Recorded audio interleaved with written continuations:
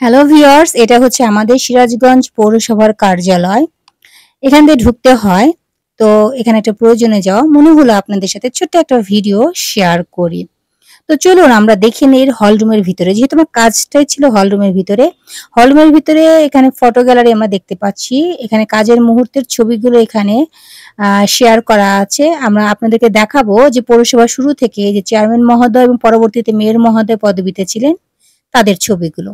ইনি মরহুম ডক্টর জসিমউদ্দিন আহমেদ, মরহুম মোহাম্মদ শহীদুল ইসলাম তালুকদার, মরহুম সামাদ তালুকদার, মঞ্জুর হাসান মাহমুদ খুশি এবং ইনি হচ্ছেন মরহুম আবু মোহাম্মদ গোলাম কিবরিয়া। উনি হচ্ছেন TRM নুরি আলম হিলাল।